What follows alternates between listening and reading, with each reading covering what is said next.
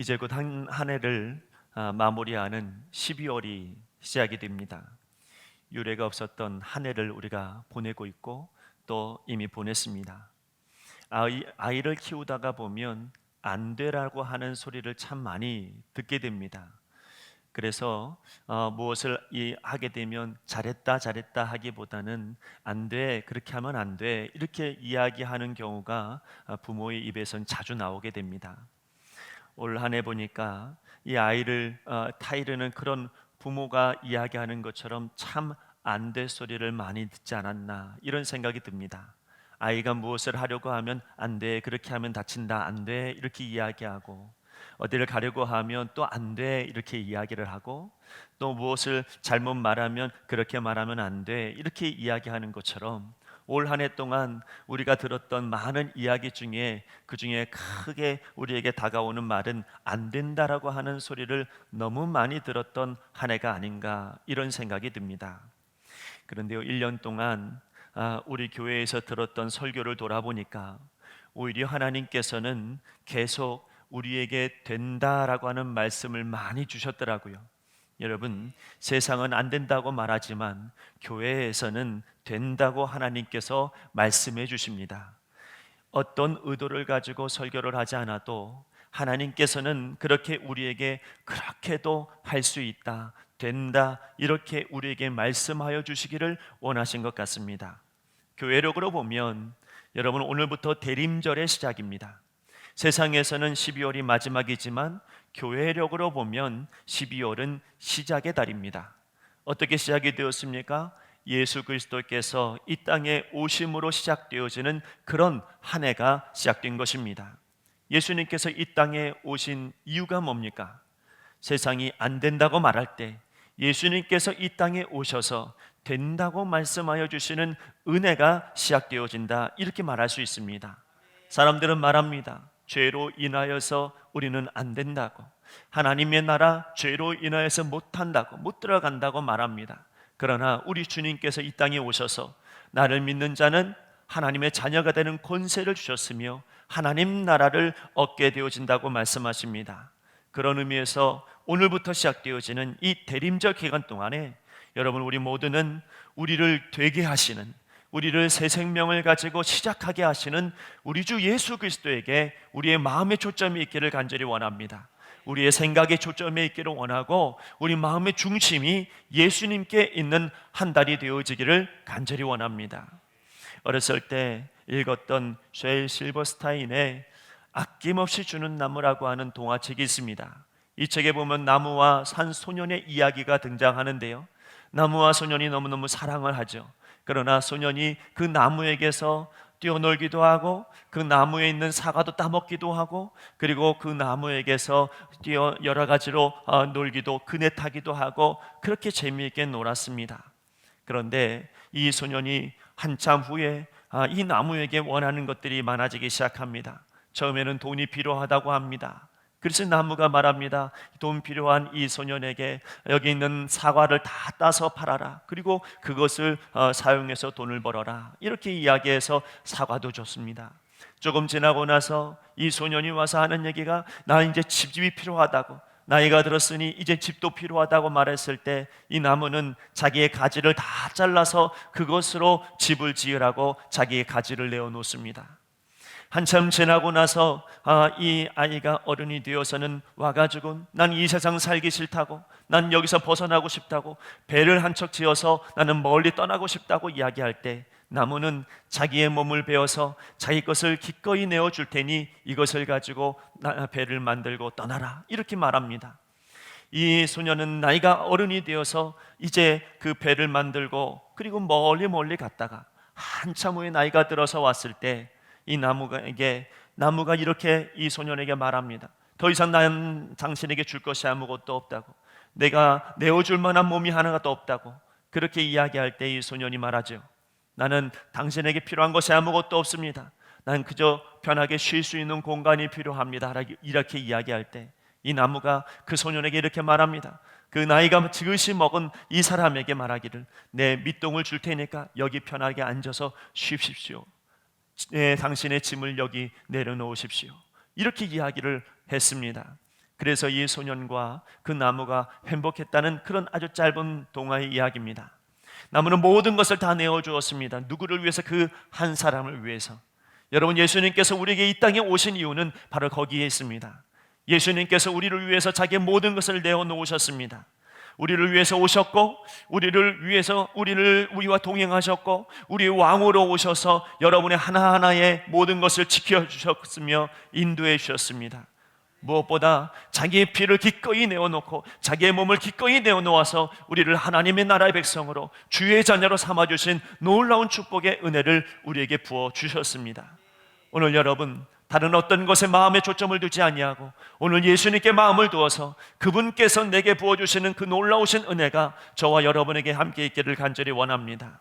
잊지 말아야 될 것은 우리 주님께서는 나라도 지켜주시고 전 세계도 인도해 주시며 온 우주를 창조하셨고 그리고 구원의 역사도 이루어 주시는 분이시지만은, 그러나 그 큰 것만 하나님께서 이루시는 분이 아니라 바로 작고 작은 나한 사람 세우시고 나한 사람 인도해 주시는 분이 우리 예수님이신 것을 여러분 믿으시길 바랍니다.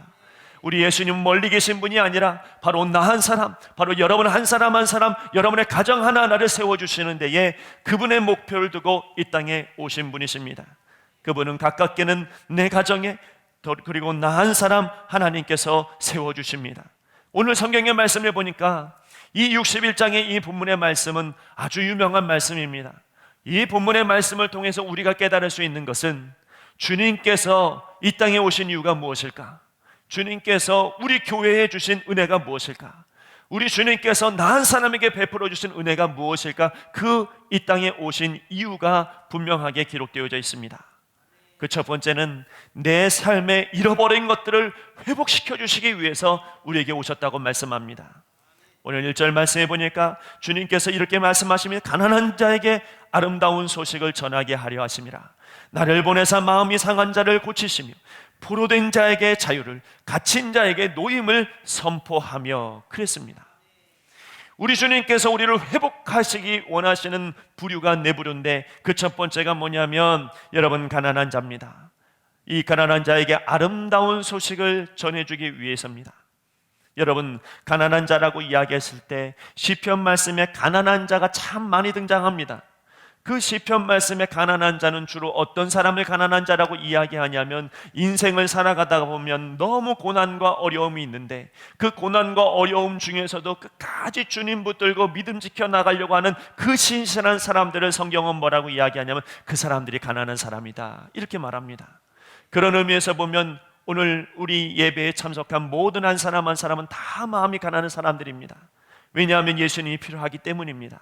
우리의 인생에서 예수님 없이는 살아갈 수 없으며 예수님 때문에 오늘을 살아갈 수밖에 없기 때문에, 그래서 우리는 마음이 갈급한 자, 마음이 가난한 자, 영적으로 가난한 자가 바로 우리 이 예배에 참석한 모든 이들인 줄 믿습니다. 여러분, 가난한 자 뿐만 아니라 말씀을 그리워한 사람들입니다. 구원을 그리워하는 사람들입니다.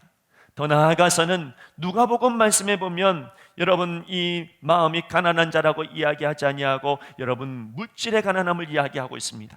그러니 오늘 성경에 말하고 있는 가난한 자에게 아름다운 소식을 주시기 위함이다라고 하는 말씀은 단순하게 영적으로 가난한 사람만 이야기하는 게 아니라 물질로 연약하고 가난한 사람에게도 아름다운 소식을 주시기 위하여 주님께서 오셨다는 말씀입니다. 오늘 여러분, 내가 가난한 자입니까? 내가 연약한 자입니까? 오늘 여러분, 우리에게 주시는 주님의 은혜가 있기를 간절히 축원합니다. 오늘 여러분의 삶 가운데 주님의 마음이 있기를 원하고 주님의 은혜가 있기를 원합니다. 여기에 우리의 시작이 있습니다. 우리 주님께서는 안 되는 것을 되게 하시는 분이십니다. 안 된다고 세상은 말하지만 된다라고 말씀하시는 분이 우리 주님이십니다. 가난한 자, 안 된다고 말하는 게 아니라 주님이면 됩니다 고백하는 이 가난한 자에게 우리 주님께서 모든 것을 회복하기 위해서 오셨습니다. 오늘 말씀에 또 마음이 상한 자를 위해서 오셨다고 했습니다. 우리는 마음이 상했다라고 하는 것이 상처 입었다라고 하는 말과 똑같은 말입니다. 원래 우리는 마음이 상한 자가 아닙니다. 상처 입은 마음이 아닙니다. 그런데 여러분, 누가 내 마음에 상처를 입힙니까? 때로는 사람들이 나를 상처를 주는 것 같고 환경이 나를 상처 주는 것 같습니다. 그러나 여러분, 성경에서 이야기하고 있는 상처는 누가 나에게 주신 상처가 아니라 누군가가 나에게 말한 것으로 인해서 내 마음에 있는 죄성이 나를 또 상처 입힙니다. 내가 반항하고 내가 합리화하고 내가 하는 그 마음들이 또 나를 상처 입히게 됩니다. 그래서 여러분, 이 상처 입은 자는 바로 죄로 말미암아 상처 입은 사람이 되는 것입니다. 그런데 여러분, 이 죄로 인하여서 상처 입은 사람들, 이것을 예수님으로 치유되지 않고는 여러분, 인간의 힘으로는 도저히 가능하지가 않습니다. 이 죄에 대해서 사람은 신기할 정도로 그 마음이 적응을 잘해갑니다. 내가 마음이 상처를 입으면 그 상처를 치유할 생각은 하지 아니하고 내가 받은 그것을 가지고 내 마음이 그 죄를 고스란히 받아서 그것을 여러분 내 마음에 적응시켜 갑니다. 심리학자들은 이걸 뭐라고 이야기하냐면 적응기제다, 이렇게 얘기합니다. 적응기제에는 방어기제가 있고, 때로는 여러분 도피기제가 있고, 때로는 여러분 이 공격기제가 있습니다. 여러분, 불안과 공포와 두려움이 내 마음에 상처를 입힙니다. 내 마음을 핥힙니다. 오늘 우리가 그렇지 않아요. 우리가 다 그렇습니다. 하나님의 마음을 우리에게 주셨는데 세상은 끊임없이 불안과 공포를 줘서 내 마음을 상처 입힙니다. 그러면 내 안에 있는 죄가 드러나서 그것을 고스란히 받아서 여러분 또 내 마음을 아프게 하죠. 여러분, 어떤 이들은 이 상처를 그대로 가지고 합리화시켜 버립니다. 여러분, 이솝 우화에 나오는 우화를 보면 여우가 포도 하나를 따려고 합니다. 저 멀리 포도 하나를 따려고 해요. 저거 먹고 싶어 죽겠습니다. 그런데 거기 가려면 가시줄을 건너가야 돼요. 그 먹으려고 하면 가시줄에 걸려서 몸에 상처가 입힙니다. 그걸 또 먹으려고 하면 또 못 넘어갑니다. 그리고 나서 이 여우가 결국은 절망하고 저거 못 먹어버리죠. 그리고 이 여우가 뭐라고 이야기하는 줄 아십니까? 이렇게 말합니다. 저 포도는 원래 씌어서 먹을 생각을 하지 않았어. 난 먹고 싶지도 않았어. 여러분, 이렇게 합리화시켜버리는 거죠. 여러분, 죄는 끊임없이 우리를 합리화시켜버립니다. 나를 끊임없이 합리화시켜서 모든 죄는 나에게 있지 않고 남에게 있다고 전가시켜버립니다. 그것이 바로 방어하는 기제입니다. 여러분, 이 마음 상처 누가 치유해 줄 수 있습니까? 예수님이 치유해 주실 수 있습니다. 다른 사람들에게 합리화시켜버리는 내 이 버릇 같은 거, 습관, 이것도 주님 앞에서는 다 여러분 모든 것이 해결되어질 줄로 믿습니다. 어떤 사람은 죄가 내 마음 가운데 오면 도망가기 바쁜 사람이 있습니다. 여러분, 그래서 나는 이것으로부터 멀리 떠나버리고 싶은 그런 마음들을 가지고 있게 됩니다. 어떤 책을 보니까 이렇게 써 있더라고요. 아이에게 동생이 생기면 이 동생에게 자기의 사랑을 다 뺏길까봐 부모가 이 동생을 더 사랑하고 부모가 더 이 동생을 좋아하는 것 같으니까 이 아이가 그 상황에서 마음의 상처를 입고 그리고 이 마음에서 도망을 치듯이 어떻게 하냐면 어리광을 부립니다. 도망을 치듯이 어떤 마음이 되냐면 더 어려집니다. 울기도 하고 짜증을 부리고 자꾸 샘을 냅니다. 그것이 무엇이냐면 그가 마음에 상처 입었다는 증거입니다. 여러분, 이러한 마음들도 여러분 누군가에게 어떤 상처가 내 마음에 어떤 죄로 말미암아 상처가 있는 것을 도망가려고 하는 이 마음들, 회피하고자 하는 이 마음들 누가 치료할 수 있습니까? 예수님이 치료하실 수 있습니다. 또 하나, 여러분, 공격기제라고 하는 것이 있습니다. 내가 어떤 죄가 들어오고 누가 내 죄를 지적하면 그러면 내 마음 안에서 발동합니다. 더 죄를 져버립니다. 더 화가 납니다. 폭발적으로 폭력적으로 바뀌고 보복을 하고 폭언을 하고 중상모략을 합니다. 이게 여러분 그 죄에 반응하는 내 안에 있는 죄성입니다. 누가 해결할 수 있습니까? 예수님께서 그거 회복시켜 주시려고 이 땅에 오셨다고 오늘 성경은 이야기하고 있습니다. 우리 마음을 치유하는 것은 인간의 힘으로는 안 됩니다. 내 힘으로는 안 됩니다. 내 마음 바꿀 수가 없습니다. 그러나 내 마음 바꿀 수 있는 유일한 한 분은 예수님밖에 없다는 것입니다. 오늘 성경에 주님께서 주시는 메시지는 바로 그거 하시기 위해서 우리에게 오셨다는 이렇게 말씀하고 있는 겁니다. 포로된 자를 여러분 포로된 자에게 갇힌 자에게 주님께서 오셔서 해방시켜 주시겠다고 약속하십니다. 무엇에 포로가 되었습니까? 무엇에 갇혀 있습니까? 때로는 여러분 우리의 잘못된 습관과 때로는 우리의 잘못된 버릇으로 말미암아 헤어나오지 못하는 우리의 모습이 있습니다. 그러나 주님 만나면 그것으로부터 벗어날 수 있는 은혜를 얻게 되어지는 줄 믿습니다. 여러분, 예수님은 세상에 갇혀 있었던 여러분 삭개오 같은 그런 마음을 가지고 있는 사람들, 아무도 나를 알아주지 않는다고 하는 열등감 속에 쌓여있는 사람도 주님께서 내려오라 말씀하시고 내가 너희 집에 거하겠다 말씀하시면서 삭개오를 그 마음구석에서 벗어나게 해주셨습니다. 갇힌 자를 자유케 하신 것이죠. 오늘 여러분의 마음 가운데 갇힌 것이 있습니까? 묶여있는 것이 있습니까? 오늘 예수님으로 말미암아 그 모든 것을 해결되어지는 시작점이 되어지기를 간절히 원합니다. 남모르게 짓고 있는 죄에서 해방시킬 수 있는 분은 예수님밖에 없습니다. 마음의 무거운 짐을 여러분 혼자 고민하고 있는 그 고통 속에서 해방시킬 수 있는 분은 예수님밖에 없습니다. 주님께서 오늘 말씀하시는 것은 바로 그 일을 위해서 이 땅에 오셨다는 겁니다. 바로 그 일 때문에 오늘 이 자리에 오셨다고 말씀하고 계십니다. 그러므로 여러분, 우리가 예수님을 내 마음에 모시고 슬픔은 다 떠나가며 해방되어지는 역사, 자유인이 되어지는 하나님의 사람들이 되시기를 간절히 바랍니다.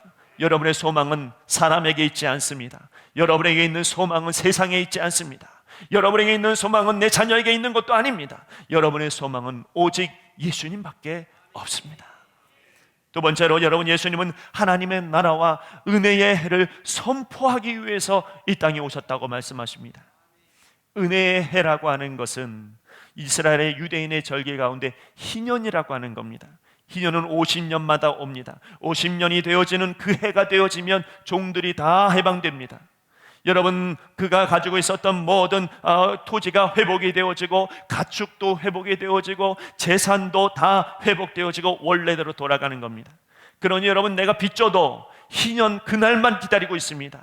여러분, 내가 뭔가 놓쳤어도 잃어버렸어도 바로 그 50년이 되는 바로 그 해를 여러분 모두 다 기다리고 있는 것입니다. 그런데 여러분, 이 희년, 그 하나님 뜻입니다. 주님의 뜻입니다. 모두 다 해방되어지고 모두 다 마음 편하게 하고 모두 다 하나님 나라에 거하게 하는 이것이 하나님의 뜻인데, 여러분, 이것이 유대인 절기 중에 얼마 못 가서 멈춰버리고 맙니다.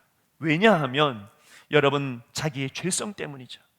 여러분, 내가 누군가에게 여러분 뺏었습니다. 그러면 뺏기지 않으려고 하는 욕심이 생겨나기 시작합니다. 더 가지려고 합니다. 여러분, 다시 원래대로 돌려놓기 쉽지 않습니다. 하나님의 뜻이 거기 있다고 해도 내 마음에 그렇게 요동하지 않습니다. 여러분, 그러므로 희년이 없어지기 시작했습니다. 그러는 어느 순간 주님께서 이 땅에 오셨죠. 그리고 나사렛이라고 하는 한 동네의 회당에 들어가셔서 그분이 강대상 회당 위에 올라가셔서 이 본문의 말씀을 펴시고 그리고 말씀하시는 겁니다. 하나님의 은혜의 해가 이곳에 임하여졌다는 겁니다. 하나님의 나라가 이곳에서 이루어졌다고 하는 것입니다. 무슨 이야기입니까? 과부나 가난한 자나 부유한 자나 똑똑한 자나 미련한 자나 그 누구도 구원에 이르는 길이 오늘 이 자리에서 열렸다는 것입니다. 희년이 바로 이 자리에서 이루어졌다는 이야기입니다.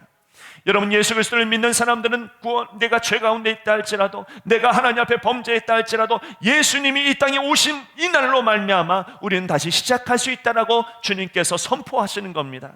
저는 오늘 이 자리에 예수님이 함께 계신다고 믿습니다. 예수님께서 여러분의 마음 가운데 함께 하시기 때문에 여러분의 모든 것들은 새롭게 시작할 수 있을 뿐만 아니라 하나님의 은혜가 우리 안에 온몸에 젖어들게 될 줄로 믿습니다.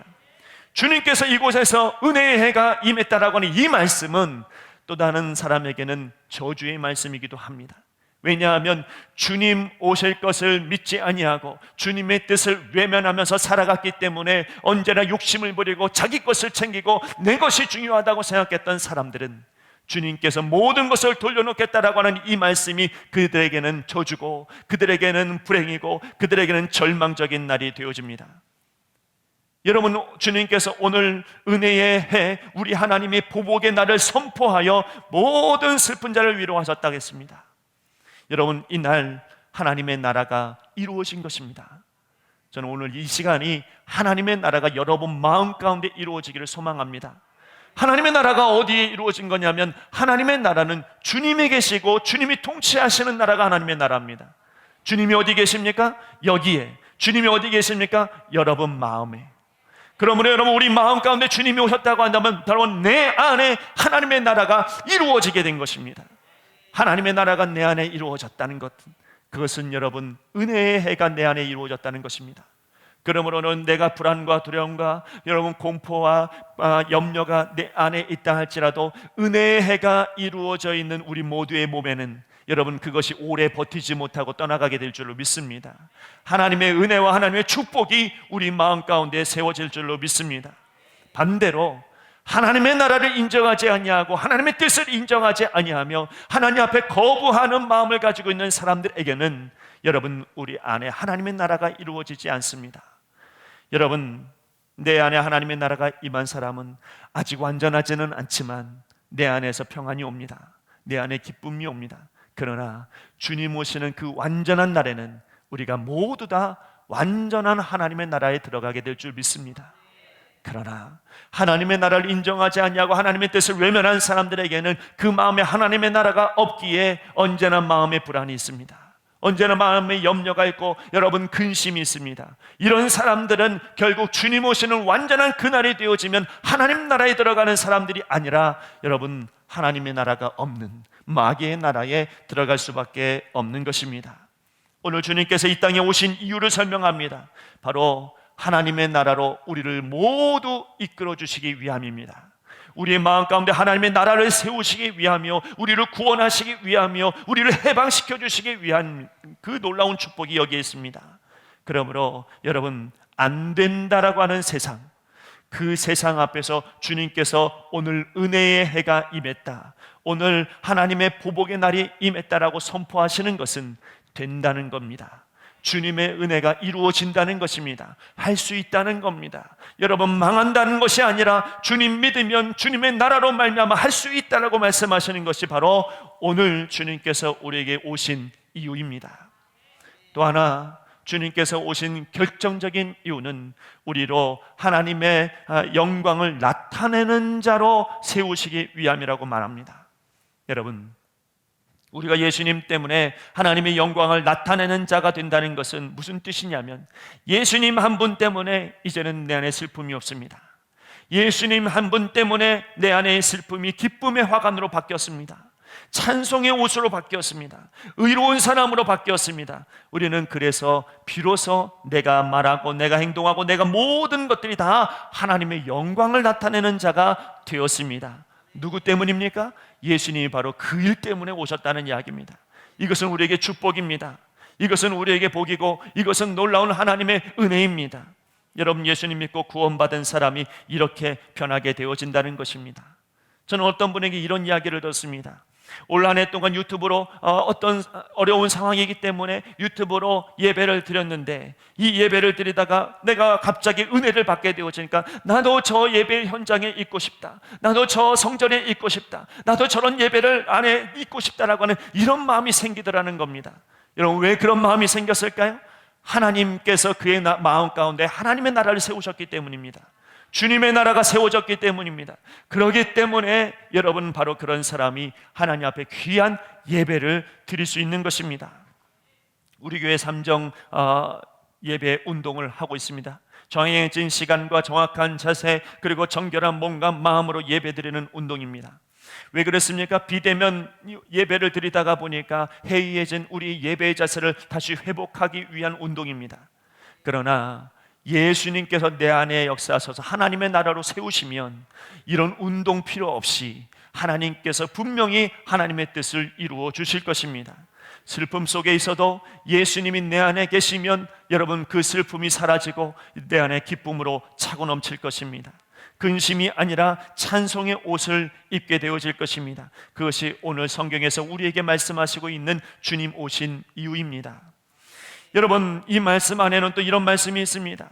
우리가 여러분 은혜 받으면 나에게 친히 오신 예수님 믿으면 여러분 한나의 얼굴에서 수색이 없어진 것처럼 여러분 우리 안에 그렇게 기쁨의 얼굴로 바뀌어지는 역사가 이루어질 것이라는 거죠. 누가 해주시는 겁니까?